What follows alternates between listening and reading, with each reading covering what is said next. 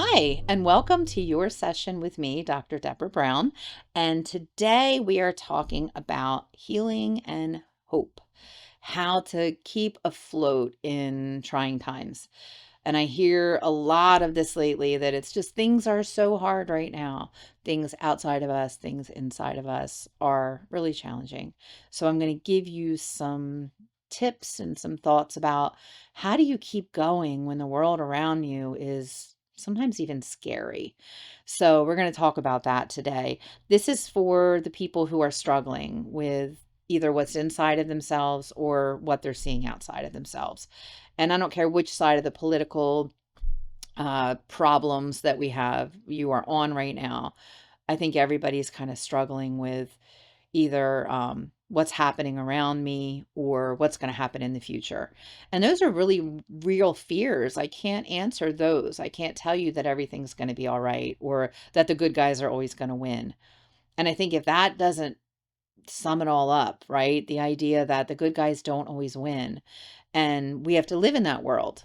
So, how do you live in that world and still be happy, still be content? And the truth is that you have to. There's always going to be something going on around you that you're not going to like. And how do you keep your sense of self and keep going forward when you're surrounded by sometimes darkness, right? So, this is basically the idea of how do you keep mental health in the context of an unfair world or an unsafe world. And we get dysregulated by it. And mental health is where you get dysregulated and then it sticks. So, what I want to do with you today is to try to understand if you're getting dysregulated, if the world or life is bringing you down, is it sticking more than it should? Because that's really where the problem starts. I think that humans are weird and odd and struggle with these things because of the way that our brains are. Your brain will wake you up in the morning and go, "It's a great day. Everything's wonderful. Wow, it's great." And you feel like you're on top of the world. And then the next day, for sometimes no reason, you wake up and go, "I don't want to do this today." Our brains are weird. How can you have one day where you're super great and another day where you feel like, "What am I doing here?" And the truth of it is that a lot of times we're absorbing things from around us and they're affecting us. And that's what I want us to explore today is how do you not absorb all of the things around you and let it weigh you down? So all of it's based on the perspective that we have inside of ourselves about our own life. What is the story that you tell yourself? And how much of that story gets ripped out from under you like a carpet by something that's happening around you? So if we keep going every day and we get up every day and we go out there when it's hard, there's a lot of faith in that. I'm not talking faith like God faith. I'm talking faith like the belief that I can keep going is sort of what keeps us moving, right? So that's resilience. And we're going to get to resilience later on in this episode and talk a little bit about what that actually means. But for the purposes of the conversation, it's also about faith, the belief that something can be different than what it is right now. That's hope, right? I'm going to skip right to the instructions. How do we heal, right? We're going to start with this and we're going to move forward from it. How do we heal? We heal when we are nourished. Are you nourished? Are you taking care of yourself? And I'm not talking about self-care, massage, or buying flowers. I'm talking about nourished. Are you doing things that feel good? Are you feeding yourself something besides the poison around you? We heal when we are responsible for our mental health. So are you able to wake up and go, "Oh, this is a bad mental health day. I better address it," right? We heal when we regulate, label, and understand our emotions. We've talked a lot about that in the podcast. Are you able to go, "Oh, I feel bad today because," what does the bad mean? Right? To be able to label what that is and then work on regulating it. So we also heal when we understand that we are a container for all of the things that we are taking in and all of the things that ever happened to us. So if you wake up tired after being in the middle of something really stressful the day before, well, you're holding it in your container. So you have to be aware, what are you holding and what are you dumping out? So And more importantly than any of that is we heal when we can accept the imperfection of the world around us. That you have to be able to go, this sucks, but I'm going to be okay. Seen a lot of that with the political climate. There was a lot of stress and depression after the election for people who went, oh no, 4 years of someone I didn't vote for. Okay, well, my answer is, well, you can choose how the next 4 years go. You can feel like a prisoner, or you can try to take another approach and go, how am I going to get through these 4 years? I'm going to, but how? So I think that there's a really good saying about why healing is important. And this is what I want you to hear today is that you have an obligation to heal yourself. You have an obligation to yourself. And you also have an obligation to all the people around you that you love and your relationships. And there's an expression, I'm sure you've heard it, where people say, if you don't heal your wounds, you bleed on people that didn't cut you. And I love that expression because it talks about how your pain is not just the pain that you feel, it's the pain that comes out of you and affects the other things around you. Not that you have an obligation to be better for everyone. That's not what I'm saying. What I'm saying is that your degree of healing affects how close and connected you can be in some of your relationships. So it's kind of a perspective builder of, oh, am I bleeding on people that didn't cut me? Am I having issues with people because I haven't healed? Is it just them being the problem or is it me too? So I think healing is one of those things that we have to learn. We have to learn how to heal from uh, damage that has happened to us and heal from a world that does not encourage our healing all the time. And there's another great little metaphor of a snake bite. That when a snake bites you, think of it as the world biting you. A snake bites you. You don't chase the snake, try to kill the snake, or sit down with the snake and go, why did you bite me?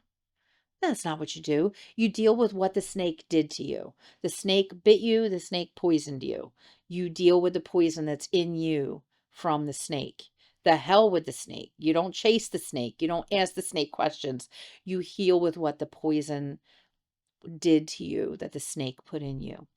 I think the world is like that. I think the world is filled with snakes. Some of us are close to snakes in our life, our relationships.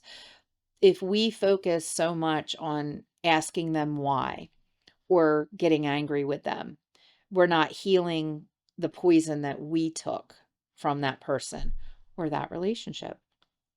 And I think it's a really great way to think about healing is that the poison matters in you, not necessarily where it always came from, unless it's still biting you. And that's a little different. So this is where I think venting is a really, really important thing for us to talk about.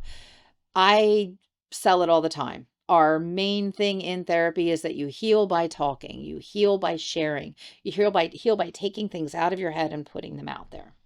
And that's true, and I believe it. But there is also a negative side to this.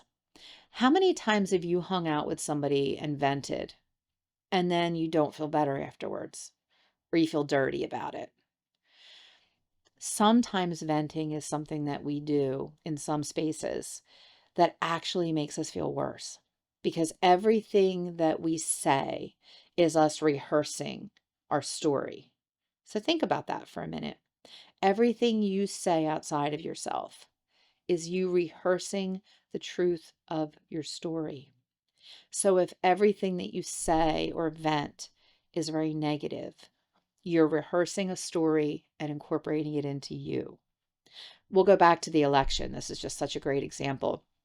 So many people were walking around going, patients, people that I work with, were friends, were walking around going, oh, this is so terrible. What are we going to do? And they were despairing. And I had the same conversation over and over. And my conversation was, yeah, it's scary. It's frightening. It's different. I get that. But the country was split in half. Half people, half of the people voted for one candidate and half voted for another.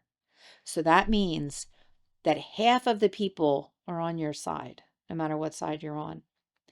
And there's power in that, right?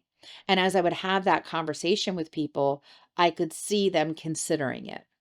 So if you consider that the sky is black and everything's terrible, and you stay in that, and you say that enough, and you vent that enough, and you repeat that enough, you are doing the opposite of healing yourself. Yes, the sky is black, but what I'm going to do is this. So think about your conversations with the people that you vent to. Are they healing you, or are they digging you in deeper? We want to find like minded people. We want to sit around and talk about things that we share with that person. But are we ending the conversation with a degree of hope? And I think that's really, really important. Um, there are two sides to every story, even the bad ones. And you have a serious responsibility to find the hope and the good in it. And I think it's really hard to do. I saw something on Instagram where it was a woman being filmed by her daughter as she was talking to her doctor about a terminal diagnosis. And she didn't respond the way that you would think that someone would respond. She basically said, okay, I have 8 weeks left. Okay, I can't wait to think about all the things I want to do. And I thought, wow, that's the ultimate hope. I don't know that I'd be like that, but it was so interesting to see how that person obviously naturally probably did that through most of her life. Maybe she didn't have an easy life, and maybe when something bad happened, she was able to go, okay, but I'm going to move forward. So I thought that was really interesting and pretty profound. And it made me look at myself and go, am I doing that? And I just did something interesting I want to share with you. It's something called the Quote Project. And you can peek at my social media. It's at Dr. Deborah Brownstone, I believe. Okay, I never know that. I have to ask Emily. She always knows. But it's there. You can find it. And it'll link you to the site of the Quote Project. And it's really interesting. I would love for you to peek over on her page as well. Carrie is the person who does it. And she's a psychiatric nurse practitioner, so a lot of experience in mental health. And what she does is she meets people, she interviews them, and she decides whose story is something that she'd like to share and that people could learn from. And her thing is about the power of stories and hope and healing, and how we can learn from the journeys that other people have. So when I was selected to do it, I was over the moon. I thought it was amazing. And I went to the studio and she wrote all over me, and I picked a quote, and my quote was about hope. And I did something really vulnerable and really scary as I wrote my story with her help. And it's these little vignettes. There was like 18 or 19 little panels with a picture and then a vignette, a story. And in each one, I told a story about a part of my life. And it was so interesting because as I wrote it, I wanted to make sure that every dark corner that I illuminated where the hope was. And it was really interesting to look back at myself and go, oh, that was really bad. But look, I still had hope. And it was so powerful for me to go through that experience of doing that, because I could look back and go, almost every turn, there was something in me that held on to the idea that there was something better for me. And it kept me alive. And even now, even when things get really hard, I work very hard to find hope. What's next? What's better? But that's an exercise that I had to do for a lot of years. And I didn't realize until I looked back that I had been doing it all along. And it was part of who I was. And when I lost it was when the darkest parts of my life happened. So I would ask you, consider yourself and consider, is hope a part of your story? Or is it mostly fear? Or is it mostly recovering? Or is it mostly just getting up again and standing up? Well, that's great. Get up and stand up. But are you hoping for the next thing to happen? I think healing is directly connected to hope. We might not like who's in the White House, but we can hope that it will change in a few years and something will happen. So even in the darkest times, the ability to find hope, it's not that thing people say where it's like, look on the bright side and just be happy. It's not like that. It's more like the belief that there's something on the other side of it. It's important. How do you view your need to heal? Do you look at it as a weakness? Do you look at it as something that's never going to happen? I can tell you that when you start healing, you do it for a long time and you do it forever because you don't ever erase scars of what happens to you, but you do let them fade. So I think that what we should be telling people when things fall apart is not to be strong. You'll hear that a lot. Oh, you're so strong. And I heard it too. You're so strong. Look at you. You'll get through this. That's not what I needed to hear. And that's probably not what you need to hear. What I tell people in therapy sessions is something very different. I say, go ahead and break down. You deserve it. Go ahead. This is awful. This is terrible. I am so sorry this hurts. You cry. You cry it out. You break down. And when you're ready to rebuild, I'm here for it. And isn't that the biggest gift you could give somebody? But it's also the thing that we need is somebody that can say, I love you, even though you're falling apart. And this is really hard for you, but I'm going to be here to help you rebuild. So many of us are trying to heal in our own heads, and it can work, but it sure is a lot easier when you have somebody outside of you saying, I'll hold you up. If you sprained your ankle and somebody helped you walk to the hospital, it's not weakness, it's just help. And I think we all need it sometimes. I don't think healing is a solo journey. I think a lot of the work that you do, yeah, it's you getting up and doing it every day, but sharing it with people outside of you is important. So your belief system helps. Do you know what your belief system is? What do you believe about the world? I ask people sometimes about this, and I'll say, is the world a bad place or a good place? And that question is not one that people usually answer quickly. Think about it. If I said to you, is the world a good place or a bad place? Very few people jump one direction or the other immediately. They really have to think about that question. And I don't think it's that simple. I think that the world is a place where bad things happen, and that's a fact. But what do you believe? So if you believe the world is a good place and bad things happen, and every time something bad happens, you go, oh no, this is terrible. This isn't supposed to happen. It's supposed to be a good place. You're setting yourself up, right? But if you expect bad things to happen, if you know that that's part of the deal, when they happen, you can go, oh, there it is, right? It's not fatalistic. It's not miserable. I said to someone once that I don't expect people to do the right thing. I don't expect people to be kind. I don't expect people to be nice. So when they are, I'm blown away by it. And the person said, well, that's so negative. You think all people are terrible? I said, no, I just don't expect people to think like I do. I think I try to be kind. I try to be courteous. I try to be friendly. I try to be nice, but I don't expect other people to do that.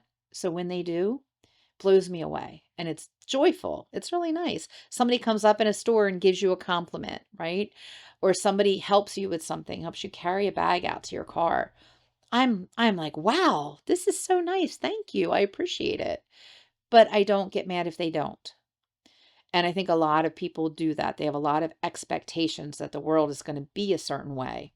And then when it's not, they're colossally disappointed. Healing is about knowing the limitations of the people around you and the limitations of the world and being okay anyway. It's a lot, right? So you have to monitor how you take in all these messages, right? I just told you about the message that I have in my own head. But what about the messages that are around you? You have to monitor how much of that you're absorbing. And the perfect example is I was in the nail salon the other day and the news was on. And I was in there for a while and watched the whole news broadcast. And I don't watch TV much. Um, and when I left, I felt terrible. There were fires and murders and terrible things happening. And when I left, I felt down.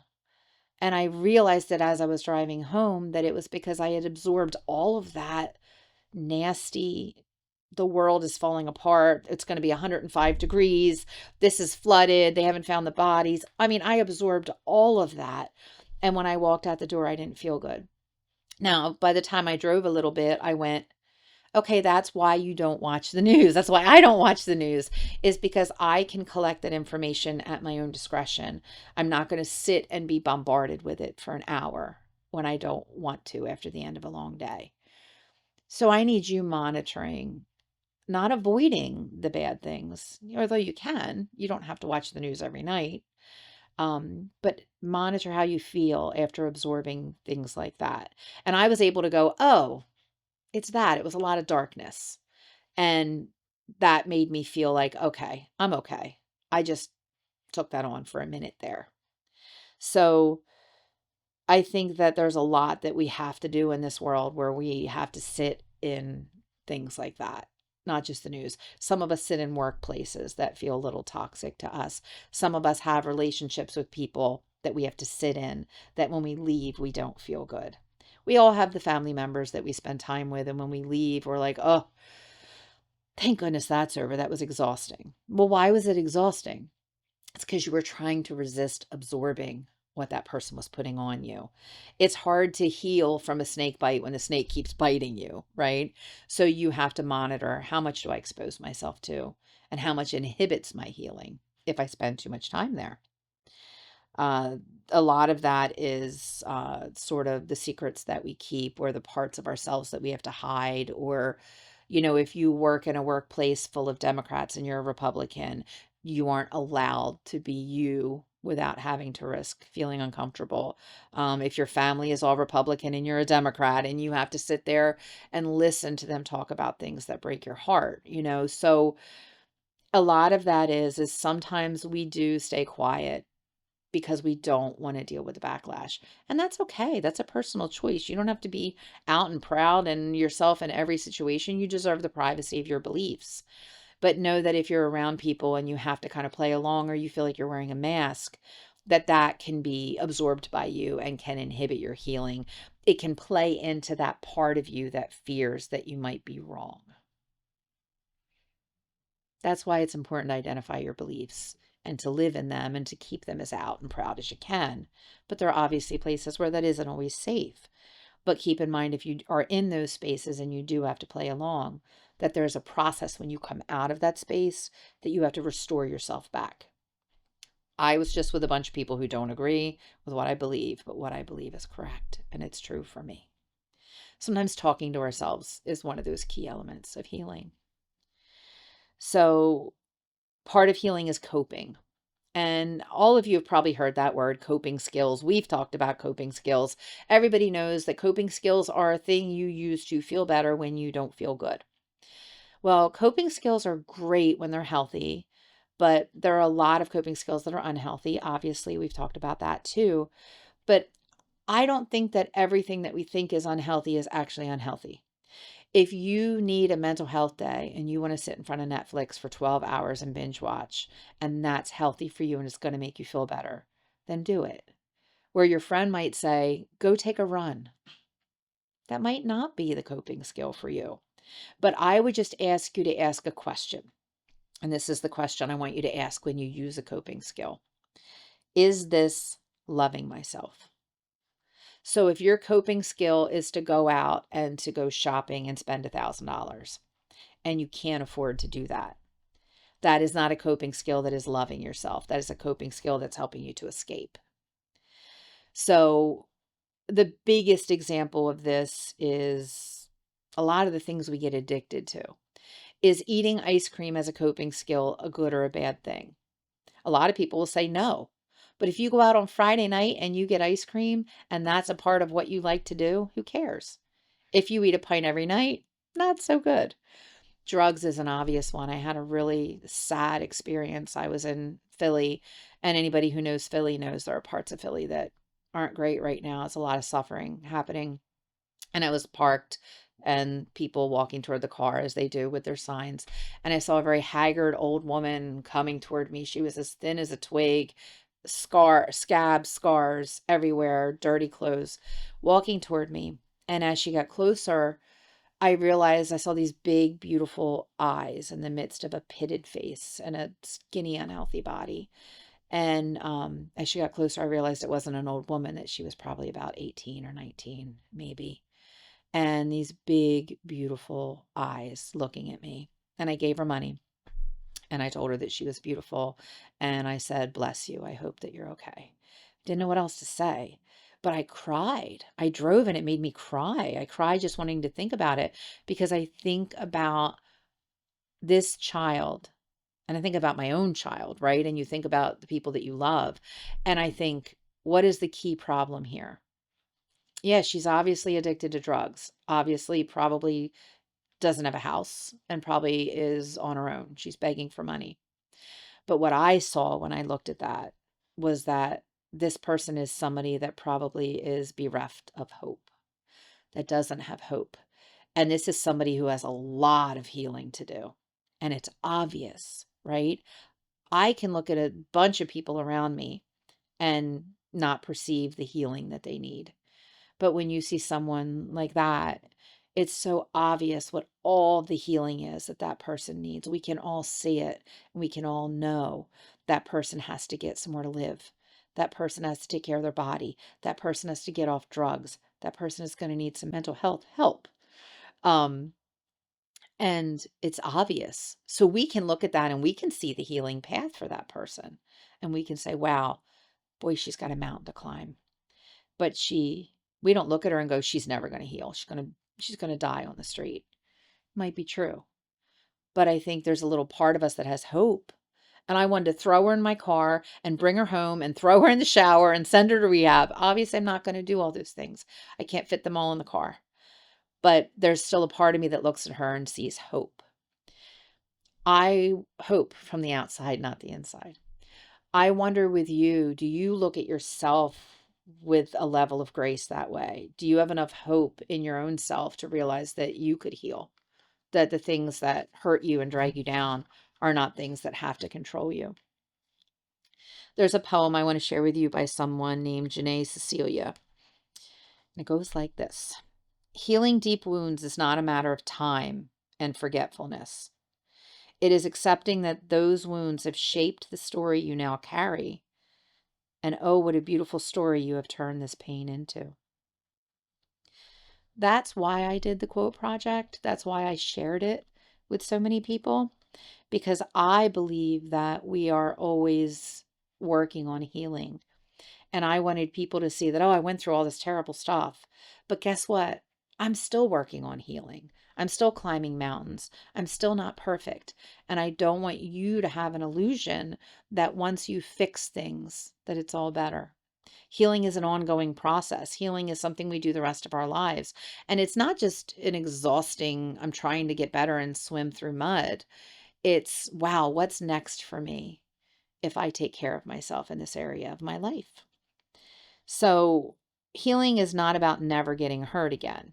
It's really about the fact that you accept that you're going to fall down, but that you believe that you can get up again. And that's really, really important. It's about utilizing the inner and outer resources that you have in order to be able to get up again. Sometimes you need a hand to lift you up. Sometimes you get up on your own. And learning the difference is important. There are some things that are yours to work through. And there are other things I want you to ask for help. And if you are not sure which is which, I'm going to do the thing I always tell you. Talk to somebody near you that you trust and say, is this really bad that I do this? Am I helping myself? Do you think I'm doing better? Right? These are really important questions. You need people to mirror and tell you about yourself. Now, you can take it with a grain of salt, but sometimes you're doing really great and people don't really tell you unless you check in. And sometimes you're killing it. I have people say to me sometimes, oh my gosh, you've come so far and good for you. Look at what you're doing. When in my head, I'm walking around going, I'm not doing enough. Oh my gosh, I should be doing more. I should be more. I should have more money by now. I should have a better house. And it's such a dangerous thing because you forget sometimes how much you've healed and how much healing you're still doing because you're overly critical of where you are in it. that you think that it's supposed to be done already. And newsflash, it's never going to be done. You are always going to be healing and growing and managing the stressors around you. The world is allowed to have bad things. The world will have bad things, but there's an idea of staying in the light as much as you can. It's important to think of it that way. So, I'm going to give you 4 things that healing is. Healing is self compassion. Sometimes you can't fix or change everything. So, you have to be able to be compassionate about things about you that aren't perfect. Number 2, it's connection with others. Even when we think we are alone, we might not actually be alone. Even a person alone in a room with no family or no friends can call a helpline. That's what they're there for. Connection with others at any level is healing. Number 3, healing is action and movement. I'm not talking just about exercise, although that helps. That we have to make small steps toward the things that we want to feel in order to feel better. That's action. A lot of people that come to me for therapy are very inactive, meaning they repeat the same things over and over again and wonder why they don't feel better and why they haven't healed. Action. What action could you be doing to make your life better? And I'm talking, okay, exercise is the easy one, right? If the action is, I want to feel better in my body, okay, then your act is that tomorrow you're going to walk for 5 minutes. Not that you're going to join a gym and go every day, and just some movement. Number 4, reality checking. Healing is having an accurate idea about your reality. What is actually in your way and what is not. If you are waking up in the morning and saying, "Ugh, I hate my job. It's so miserable. And I'm going to go and my day is going to be terrible." Is the job in your way or are you in your way? Because you can change jobs. You can do something different, but you're choosing to stay in the job because it feeds what you want in your life. So I do that all the time. I'm like, well, I'm just going to do this, whatever this is, for another 6 months, and then it's going to get better. That's okay, because that's me reality checking going, it's going to stay hard for a while. It's going to be hard for 6 months, but after that, I'm going to be better. That's hope. But that's also how you heal from the hard thing that you're in and don't let it rip you apart. Is I can carry a heavy weight for a short distance, right? We don't always choose what happens to us, right? We don't choose all the things that are coming at us that we have to heal from, but we do decide what we keep and what we throw away. And I want you to think about that. Whether it's people, whether it's jobs, whether it's viewpoints, whether it's how much TV we watch, how much social media we scroll, you decide some of the pace of your healing by deciding what you keep and what you throw away. And sometimes throwing away a negative relationship can be the best thing for us. It's a last resort, but sometimes throwing away a bad habit that doesn't help you. What do you keep and what do you throw away? One of the interesting ways to look at this is if you describe yourself with a word and see how that word feels, right? So if you smoke cigarettes and you say, I smoke cigarettes, versus you are a smoker. Ooh, right? Right? Like that's kind of different. That's who you are. So think about is, you know, oh, I'm somebody who uses drugs recreationally. You're a drug user, right? When you think about the behaviors that you have become who you are you comfortable with those behaviors enough to allow them to be a label for you? I kind of like using that as a way of thinking about what do we keep and what do we throw away? Are you doing things that don't serve you? It's important. So there's a great book for this, and it's called The Myth of Normal: Trauma, Illness, and Healing in a Toxic Culture. It's by Gabor Mate. And I encourage you to look up Mr. Mate, Dr. Mate, because it's Mate. He's got brilliant insights about trauma, about healing and about this topic that we're talking about. And he gets criticized because people say, oh, it's his opinion. Look, the guy is really smart, really educated, really experienced. It is his opinion, but I love hearing other people's opinions. I say that about this podcast all the time, is that a lot of what I'm giving you is opinion. It's based on the facts that I've learned, but it is filtered through me. It's not the final answer. It's just an opinion. But this guy has a lot of really good opinions about how to look at your healing in a world that can continue to be traumatic. So I would give it a shot, or just look him up in general and see if any of his books appeal to you, because he's got some real interesting ones. Um, one of the things he talks about is the idea that everything changes, but not everything should traumatize us. And there's a lot of talk about PTSD and getting post-traumatic stress disorder from the bad things that happen. And the truth of it is not everything has to traumatize us. We can heal from things in the moment and prevent ourselves from carrying them for years. If somebody said something to you that really hurt you and changed the way you looked at yourself, but you never addressed it with them, that was the snake. The snake bit you and you carried the poison. In that case, that poison is something you have to get out. I don't like what you said to me. Is that the way you see me? Right? So I think not everything should traumatize us. Some things need to be things that we're working on and that we're fixing in the moment. So let's do the work of healing. Let's figure out how are we going to do this? How are we going to start incorporating hope and healing? It all starts for me in the morning. And I tell people this all the time. Every single day, you open up your eyes and you start a day. And every day is a lot of the same that you carry over, but also an opportunity to be different. And it's almost like when you want to start something new, you're like, I'll start tomorrow. I'll start the next day. I'll start next week. I'll do that after the new year. What I'm saying is you have this opportunity every single morning to start one little tiny change. And the way that our brains are and the way that neuroplasticity is that every single thing that we change, whether it's a belief system, a habit, an experience, any of these things that we want to change our way of looking at it or being in it, happens incrementally, one step at a time, because you have to convince your brain to do something different. Our dumb brains want to do the same things over and over again, even when it's bad for us. And let's face it, it's the truth. It is very hard to quit anything, to change anything, to do anything different, because your brain likes to be slow and steady. It likes routine. So, how do we change any part of ourselves? It's the morning when you wake up. And I don't know about you, but I wake up and my first thought isn't like, I'm not like Snow White rising out of the bed with the birds flying. It's not like, oh, it's so beautiful and everything's wonderful. No, it's morning already.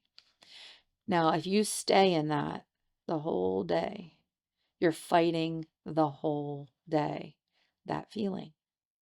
And once you get out of that feeling and you flip it around, you can see that you had the power to create so much of how you felt that day, right? So I had to get up early yesterday. And I was really mad about it. I had to be at the office at 7 o'clock. And I woke up and I fought it and I was mad and it was terrible.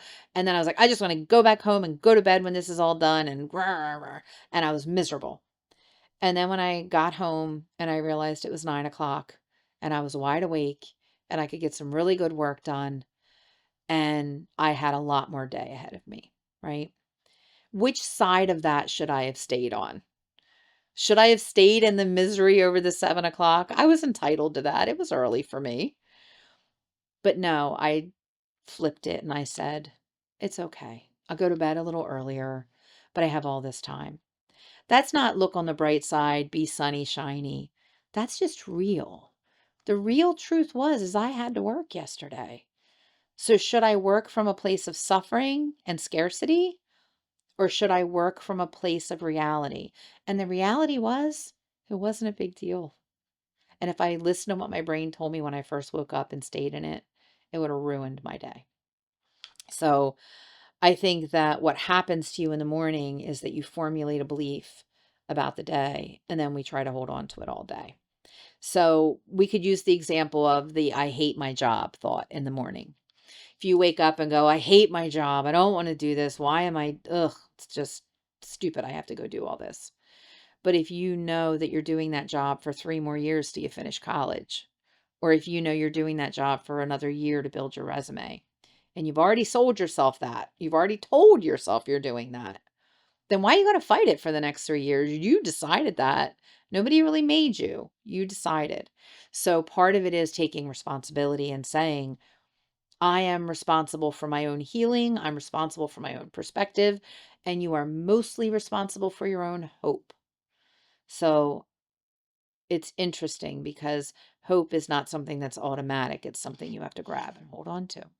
That's actually what I did for my poem. My poem, with my quote, with the quote project was a poem. You know, I like poems. And it was, hope is the thing with feathers that perches on the soul and sings the tune without the words and never stops at all. Emily Dickinson. And it's the idea that hope is fleeting and that you have to grab it and you have to hold on to it and you have to work at it. And how on earth would you heal without hope? Healing means I believe there's something better, so I'm going to get better. They're both important. So I think that if you can't balance your perspective on your own and you can't find that hope and you can't get to the healing, that's when you ask for help. That's when you bring in the outside person to help you and say, okay, I'm going to help you with this hope thing. I'm going to help you with your perspective. Because sometimes there are parts of us that hold on to the bad things really tightly. And I think that there's a reason that we do that. I think if you don't trust people, right, because you've been hurt, I think there's a reason why you do that, why you don't give people a chance and why you don't attempt to trust. And I think the reason is self-protection. If you've been hurt before, you are going to be vigilant to make sure no one ever hurts you again. So, yeah, that's probably why you're holding on to that. That's probably why you're not throwing away those bad things, because those bad things were a cautionary tale to make sure it never happens again. That can be really, really detrimental. Because what we want for you is to be able to grow from the bad things and learn to trust again and learn to connect again. But it's just going to be a little harder for you. And as long as you're aware of that, but willing to stretch it a little, you could still learn to trust again. I always refer to my nightmares. I talked about this in the quote project that I did, that I still have really terrible nightmares. And it doesn't make sense to a lot of people around me because they're like, you're doing great. Your life is good. You're working on yourself. You're always talking about healing. But I look at the nightmares as that one part of me that holds on to all of the bad things that happened. And almost as if my brain is throwing these things up at me every night to say, be careful, watch out. The world can hurt you. And that's going to take a long time probably to go away. Um, but I'm aware of it that way and I look at it that way and I can go, oh, that's some part of me that's still scared. And that's okay. I acknowledge it. So this isn't about thinking positive about everything. I could think positive to the ends of the earth. The nightmares are not necessarily going to go away. It's about doing the best you can where you are because you recognize you're not always going to be there. And I'm going to say that again. I want you to really think about it. Healing comes when you realize that you are going to do the best where you are because you are not always going to be there. Hear that? There's the hope again, right? I'm not always going to be here. I can endure this.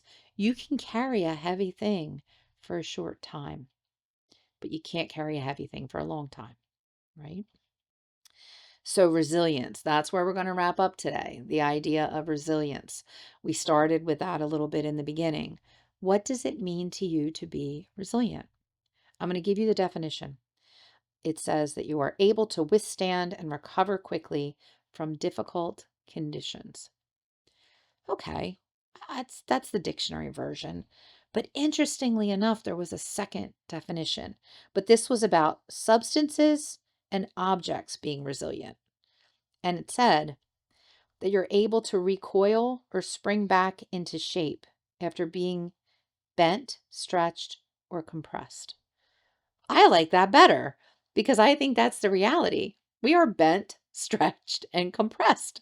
Are you able to spring back to who you are in those moments? Are you able to let go of that thing that bends you and not stay bent? That's what resilience is to me. Is that the world will come at you, people will come at you, people will try to hurt you. There are bad things out there. But are you going to stay in your position and who you are? Or are you going to be bent, compressed, or pushed down by those things? Healing says that we don't have to. Healing says that we can survive bad things. Resilience says that once we have a bad thing happen, we get to still be us, that we don't stay bent or compressed. So, what shape are you when you're not bent, compressed, or squeezed? Right? What is the you that you want to be? And what are the things around you that get in the way of that? What are the things you're absorbing too much of and not releasing? And how are you making sure that every morning when you wake up, that healing and finding hope is a part of the morning routine?